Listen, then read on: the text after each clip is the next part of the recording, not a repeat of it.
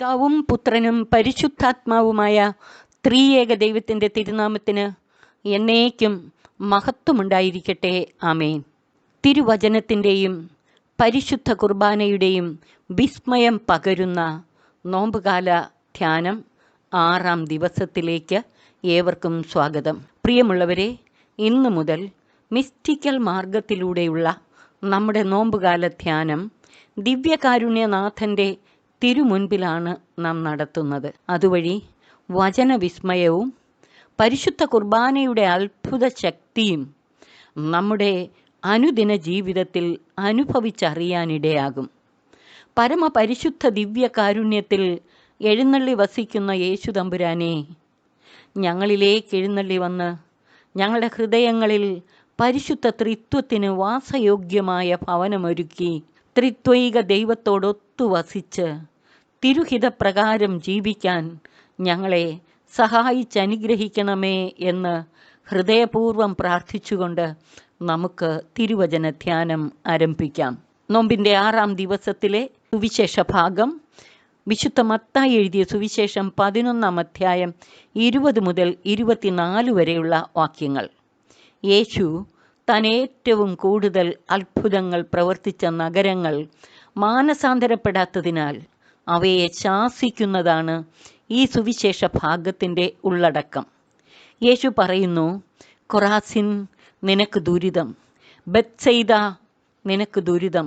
കാരണം യേശുവിൻ്റെ പ്രബോധനങ്ങൾ കേൾക്കുകയും അത്ഭുത പ്രവൃത്തികൾ കാണുകയും ചെയ്തിട്ടും ഈ പ്രഗത്ഭ നഗരങ്ങൾ അനുതപിച്ച് വിശ്വാസത്തിലേക്ക് കടന്നു വരുന്നില്ല. എന്നാൽ കർത്താവ് പറയുകയാണ്, നിന്നിൽ നടന്ന അത്ഭുതങ്ങൾ വിജാതീയ നഗരങ്ങളായ ടയറിലും സീദോനിലും നടന്നിരുന്നെങ്കിൽ അവ എത്ര പണ്ടേ ചാക്കുടുത്ത് ചാരം പൂശി അനുതപിക്കുമായിരുന്നു. ചാക്കുടുക്കുന്നതും ചാരം പൂശുന്നതും അനുതാപത്തിൻ്റെ ലക്ഷണങ്ങളാണ്. അതുകൊണ്ട് വിധി ദിവസത്തിൽ ടയറിനും സീദോനും ആശ്വാസമുണ്ടാകും എന്നാണ് കർത്താവ് പറയുന്നത്. കഫർനാമിനെക്കുറിച്ച് അവിടുന്ന് പറയുന്നു, നീ സ്വർഗം വരെ ഉയർത്തപ്പെട്ടുവെന്നോ, പാതാളം വരെ നീ താഴ്ത്തപ്പെടും.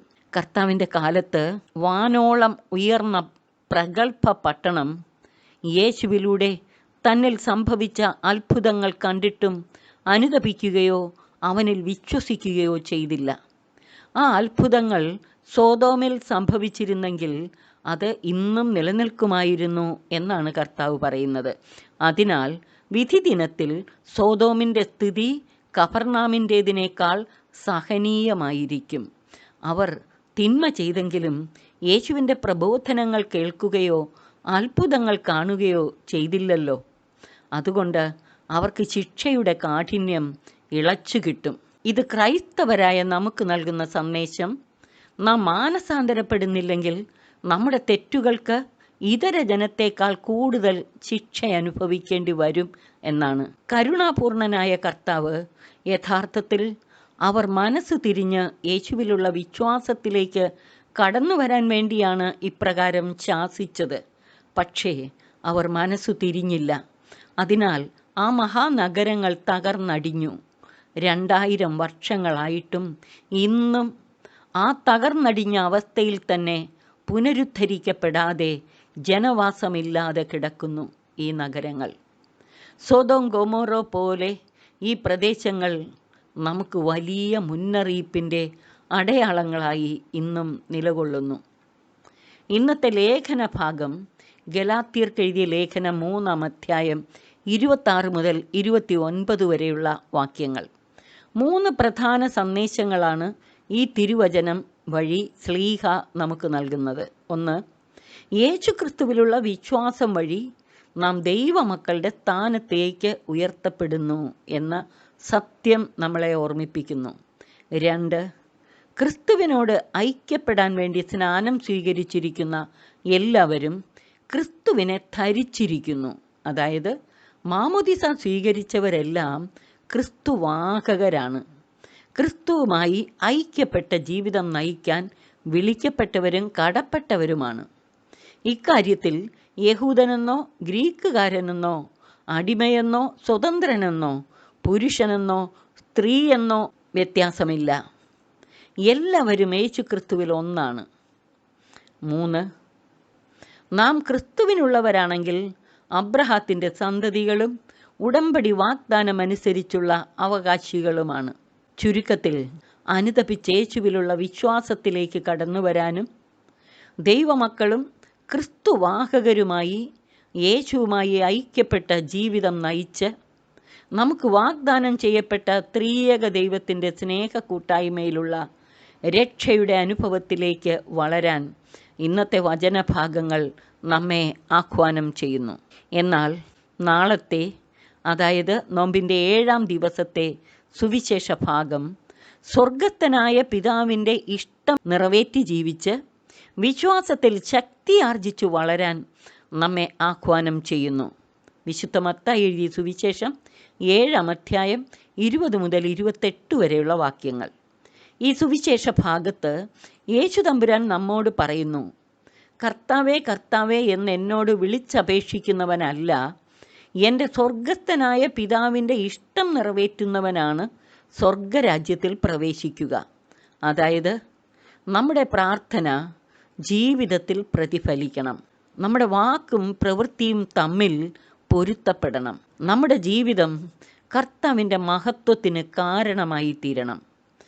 കർത്താവിൻ്റെ നാമത്തിൽ പ്രവചിക്കുകയോ അത്ഭുതങ്ങൾ പ്രവർത്തിക്കുകയോ ചെയ്യുന്നതിനേക്കാൾ വചനമനുസരിച്ച് ജീവിച്ച് പിതാവിൻ്റെ ഇഷ്ടം അഥവാ തിരുമനസ് നിറവേറ്റി അവിടുത്തെ മഹത്വപ്പെടുത്തുന്നതാണ് പ്രധാനം.